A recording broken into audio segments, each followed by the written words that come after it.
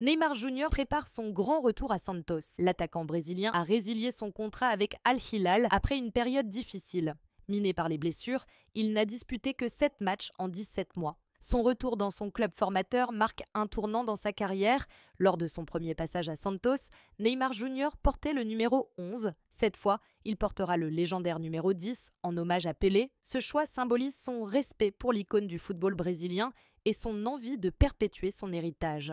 Le président de Santos, Marcelo Teixeira, a officialisé son retour. Dans une vidéo publiée sur Instagram, il a exprimé sa joie de voir Neymar revenir après plus d'une décennie.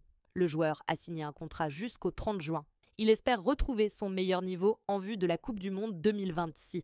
Les supporters de Santos accueillent cette annonce avec enthousiasme. Beaucoup espèrent que Neymar aidera l'équipe à retrouver les sommets. L'attaquant, lui, voit ce retour comme une opportunité de relancer sa carrière après une période compliquée en Arabie Saoudite. Neymar Jr. reste l'un des joueurs les plus talentueux de sa génération. Son dribble, sa vision du jeu et son flair offensif font de lui un atout majeur pour Santos. S'il retrouve sa pleine forme, il pourrait redevenir un joueur clé du football brésilien. Ce soir, UOL nous apprend combien Neymar va toucher dans son club de cœur. Sans surprise, cela n'a rien à voir avec le contrat XXL qu'il avait en Arabie Saoudite, 200 millions d'euros.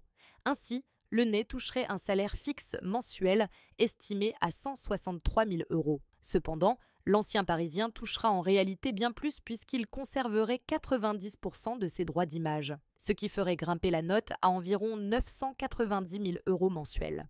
Neymar ne quitte pas l'Arabie Saoudite les poches vides. Selon Globo Esport, il aurait consenti à faire une croix sur 15% des 65 millions de dollars, 62 millions d'euros, restant dus pour la saison, soit près de 10 millions de dollars, 9 600 000 euros. Une broutille au regard des sommes déboursées par Al Hilal pour lui, 90 millions d'euros d'indemnités de transfert et 200 millions d'euros de salaire, moins les 10 auxquels Neymar a renoncé sur 2 ans. Selon Sport, le Brésilien aurait aussi touché 163 millions de revenus commerciaux sur son année et demie, non comptabilisés dans les dépenses d'Al Hilal. Au total, Neymar a passé 431 minutes sur le terrain avec Al Hilal, soit 650 000 euros la minute de jeu et 40 millions d'euros par match joué. 7, si on les pondère par rapport aux 280 millions d'euros déboursés pour son transfert et ses salaires. Ramenés à son rendement, les chiffres donnent encore plus le tournis.